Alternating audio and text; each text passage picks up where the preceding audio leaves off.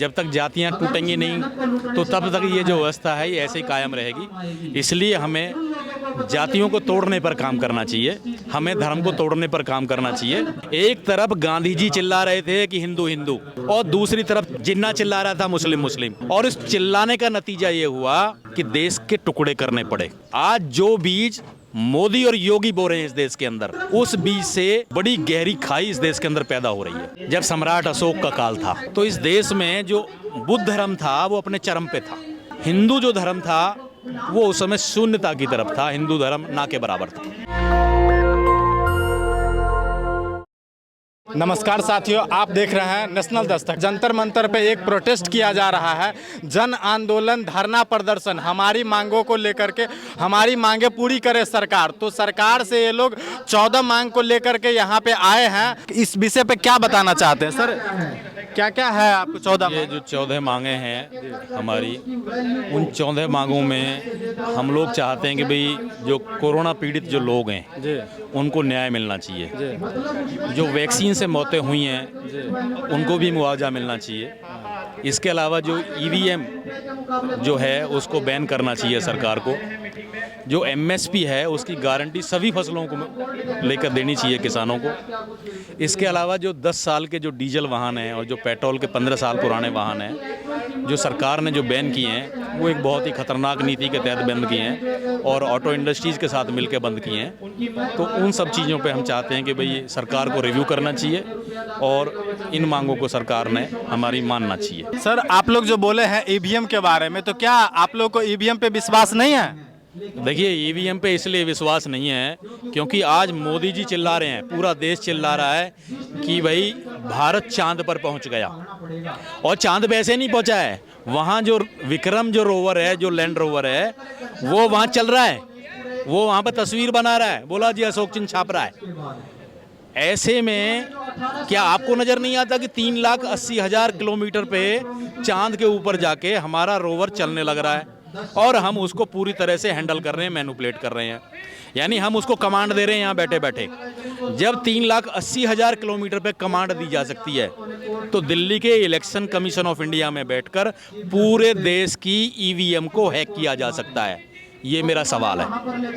EVM पे आप लोगों को कोई विश्वास नहीं है? ईवीएम पे कोई भरोसा फिर नहीं। कैसे चुनाव चाहते हैं आप? बैलेट पेपर से चुनाव होना चाहिए। जो इवन जो चुनाव चिन्ह है, चुनाव चिन्ह का भी कोई प्रोविजन इलेक्शन कमीशन में शुरू से नहीं था, ये बाद में प्रोविजन डाला। इवन पॉलिटिकल पार्टीज को भी रजिस्टर्ड कराने का प्रोविजन नहीं था, ये 1988 में डाला। तो ये सरकार क्या है कि अपने तरीके से काम करने वाली सरकार है, झूठ बोलने वाली सरकार है। अच्छा, आप लोग गाय को राष्ट्रीय माता भी घोषित करने जा रहे हैं? देखिए, गाय को राष्ट्रीय माता घोषित करने का सवाल इसलिए है क्योंकि गाय ही है जिसने सदियों से हमें पाला है। गाय हमें पाला है? जी जी। कैसे? देखिए, गाय ने हमें ऐसे पाला है कि अगर अब से मात्र 50 साल पहले का आप इतिहास इस देश का जानेंगे तो आपको नजर आएगा कि इस देश में गाय और बैल ही थे जिनकी बदौलत हम खेती करते थे और खेती के अलावा दूसरा कोई साधन हमारे पास नहीं होता था। देखिए, आपको अच्छी तरह से पता है कि देश में अब से मात्र आज़ादी से पहले वर्णावस्था थी इस देश के अंदर और वर्णावस्था को खत्म करने वाले अंग्रेज थे। आज भी है थोड़ा बहुत। देखिए, आज वर्ण व्यवस्था अभी तक इस देश से पूरी तरह से नहीं गायब हुई है, अभी बहुत बाकी है। इसलिए रिजर्वेशन है कि वर्णावस्था क्योंकि आज भी कायम है, लोग आज भी उसको फॉलो करते हैं, जो बहुत बुरी बात है। वर्णावस्था पूरी तरह से खत्म होनी चाहिए और देश में आपस में एक दूसरे में प्यार, आपस में भाईचारा होना चाहिए ताकि हम लोग उस वर्णावस्था से आज बाहर निकल के काम करें। जो बहुजन समाज के लोग हैं उन लोगों को एक समान, एक दर्जे से देखा जाता है क्या हिंदू धर्म में? मैं ये पूछना चाहता हूँ। नहीं देखा जाता है। क्यों नहीं देखा जाता है? देखिए, नहीं देखने के पीछे जो वर्णावस्था जो लोगों के दिमाग में घुसी हुई है आज तक, उस वर्णावस्था का बहुत बड़ा कारण है क्योंकि जब तक वो नहीं निकलेगी, जब तक जातियाँ टूटेंगी नहीं तो तब तक ये जो व्यवस्था है ये ऐसे ही कायम रहेगी। इसलिए हमें जातियों को तोड़ने पर काम करना चाहिए, हमें धर्म को तोड़ने पर काम करना चाहिए, हमको धर्म को जोड़ना नहीं चाहिए। आप कह रहे हैं कि हमें जाति धर्म तोड़ना है, उधर हिंदू राष्ट्र की मांग हो रहा है, बाबा कह रहे हैं कि हमको जल्दी से हिंदू राष्ट्र चाहिए। देखिए, जहाँ तक हिंदू राष्ट्र की जो बात है, मांग की बात है, ये बेसिक तौर पे एक गलत बात है। एक व्यक्ति गलत बात है तो आज तक FIR कहाँ हुआ है? देखिए, बहुत से ऐसे मुद्दे हैं इस देश में जिन पे FIR दर्ज नहीं होती है और उन पे किसी के खिलाफ मुकदमा भी नहीं चलता है। क्योंकि जैसे मैं मांग कर रहा हूँ ना आज कि प्रधानमंत्री के खिलाफ और स्वास्थ्य मंत्री के खिलाफ हत्याओं का मुकदमा चलना चाहिए कि 90 लाख लोगों की हत्या की है इन लोगों ने। कौन दर्ज करेगा, कौन उसको प्रोसीड करेगा, कौन इस देश में जुडिशियरी नहीं है प्रोसीड करने के लिए? देखिए, जहाँ तक जुडिशरी की बात है, जुडिशरी के पास कोई भी चीज़ तब जाती है जब उसमें पहले FIR दर्ज हो जाए। या तो FIR दर्ज हो या आप इस्तिगासा उसमें डालें। अगर आपने इस्तिगासा डाल दिया तब भी आप काम कर पाएंगे, और अगर आपने FIR दर्ज करा दी तब भी आप काम कर पाएंगे। और सारी की सारी जो मशीनरी है जुडिशरी में वो उन्हीं के लोगों की है, तो ऐसे में न्याय की जो संभावना है वो ना के बराबर है। इसलिए जो क्षमता वाले जो लोग हैं, जो इस देश में कुछ करना भी चाहते हैं, वो भी पीछे हट जाते हैं। योगी सरकार गाय को सेफ्टी को लेकर के बहुत सारा योजना चला रहा है, लेकिन गाय फिर भी यूपी के सड़क पे घूम रही है। ये अखिलेश जी का बयान है।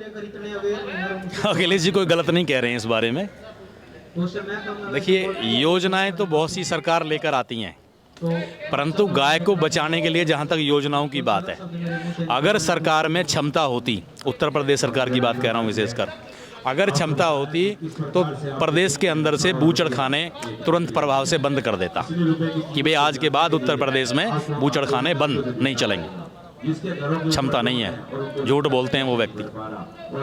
योगी सरकार झूठ बोलते हैं? हाँ, मैं कह रहा हूँ झूठ बोलते हैं। जब से योगी आया है पूरा हिंदूवादी की एकदम संगठन तैयार हो गया है। अब हिंदू राष्ट्र बना करके ही मानेंगे। देखिए मान्यवर, मैं आपको वो बात याद दिला देता हूँ, 1947 से पहले जो हमारा देश था वो इसी समस्या से जूझ रहा था जिससे आज मोदी और योगी जूझ रहे हैं। वो समस्या क्या थी? एक तरफ गांधी जी चिल्ला रहे थे कि हिंदू हिंदू, और दूसरी तरफ जिन्ना चिल्ला रहा था मुस्लिम मुस्लिम, और इस चिल्लाने का नतीजा ये हुआ कि देश के टुकड़े करने पड़े। आज जो बीज मोदी और योगी बो रहे हैं इस देश के अंदर, उस बीज से बहुत बड़ी गहरी खाई इस देश के अंदर पैदा हो रही है, और ये आज उसी नतीजे पर लेकर जाएगी जो भारत पाकिस्तान का जो नतीजा हुआ था। ये वही नतीजे पैदा करने वाली नीति है। हिंदू मुस्लिम की बात करोगे तो ये नतीजे आज नहीं कल परसों आएंगे इस देश के सामने। इसके लिए तैयार रहना चाहिए। आज तो हिंदू और बहुजनों के बीच की लड़ाई है। बहुजन कह रहे हैं हम अपना सरकार कायम करने जा रहे हैं। देखिए, ऐसा नहीं है कि जो बहुजन है वो हिंदू नहीं है। हिंदू है, हिंदू है, बहुजन भी हिंदू है, ठीक है ना। सारा जो बहुजन है वो ना तो बौद्ध है, ना मुस्लिम है, ना क्रिश्चियन है। सभी जातियों में, सभी कैटेगरीज में, SC में, OBC में, बहुजन में, उसमें हिंदू भी हैं, मुस्लिम भी हैं, सिख भी हैं, ईसाई भी हैं, बौद्ध भी हैं। जब ईसा पूर्व स्टार्ट हुआ, जब सम्राट अशोक का काल था, तो इस देश में जो बुद्ध धर्म था वो अपने चरम पे था। यानी प्रत्येक व्यक्ति का एक आकर्षण होता था कि मैं बौद्ध बनूं, और जो भी बनना चाहता था वो बौद्ध बनना चाहता था। हिंदू जो धर्म था वो उस समय शून्यता की तरफ था, हिंदू धर्म ना के बराबर था, बौद्ध धर्म था। परंतु इसका नतीजा ये हुआ कि जब सारे लोग बौद्ध बौद्ध चिल्लाते रहे और सारे लोग शांति की बात करने लगे, तो जो बुद्ध धर्म में जो कन्वर्जन हुआ, जो शांति आई बुद्ध धर्म से, जो अत्याचारी लोग थे, जो सत्ता पे कब्जा करने वाले लोग थे, उन्होंने तलवार के बल पे बुद्ध धर्म को नष्ट करके कब्जा कर लिया और अपनी सत्ता स्थापित की।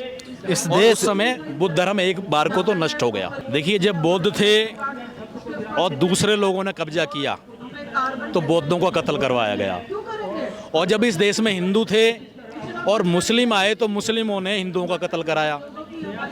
ये दुनिया का इतिहास है। जहाँ अग्रेशन होता है, जहाँ आक्रमण होता है, जहाँ तलवार के बल पे साम्राज्यवाद बढ़ाया जाता है, वहाँ ऐसी घटनाएं दुनिया में होती हैं।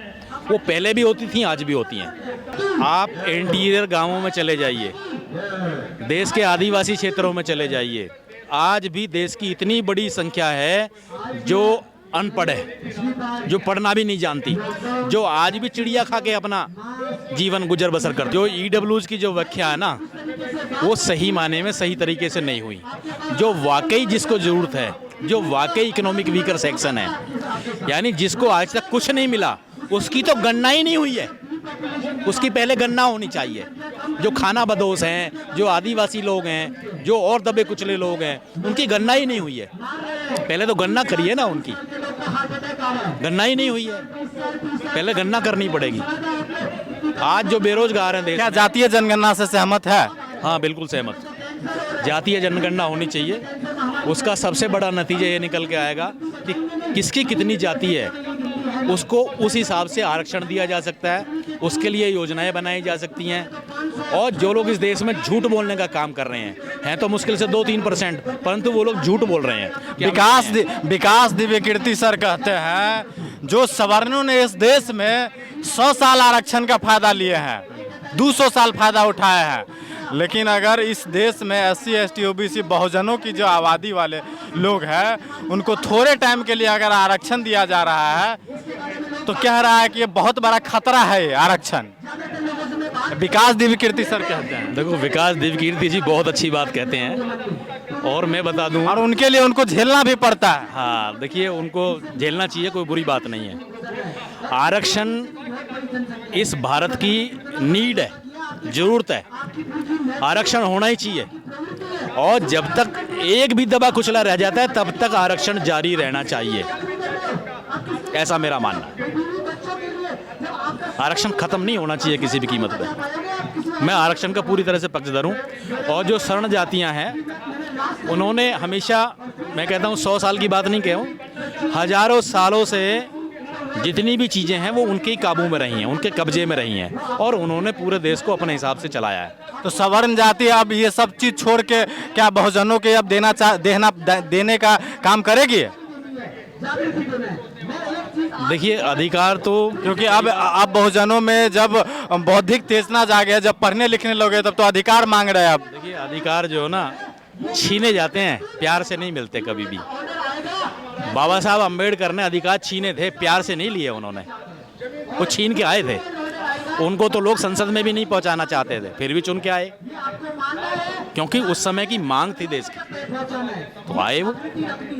शुक्रिया पूरी बातचीत के लिए। तो आपने देखे हैं, इनका दलील सुने हैं। इस देश में अभी भी बेरोजगारी का जो मसला रहता है, ये जो बेरोजगारी का मसला है, ये कहीं ना कहीं सवर्ण जातियों के लिए नहीं है, ये कहीं ना कहीं SC ST OBC माइनॉरिटी के जो बच्चे हैं, जिन्हें बहुजन कहा गया है, उन सभी जातियों में बेरोजगारी का असर है। तो मैं फिर कह रहा हूँ, इस देश में संविधान को बचाना और लोकतंत्र को बचाना बहुत ज़रूरी है। कैमरा पर्सन बॉबी के साथ नेशनल दस्तक, जंतर मंतर, दिल्ली। नेशनल दस्तक की आपसे गुजारिश है कि अगर इसको बचाना चाहते हैं तो नेशनल दस्तक को सब्सक्राइब करने के लिए रेड कलर के सब्सक्राइब बटन को दबाएं, फिर बेल आइकन की घंटी दबाएं। नेशनल दस्तक को बचाने के लिए बहुत जरूरी है कि हर खबर को शेयर करें, लाइक करें, कमेंट जरूर करें।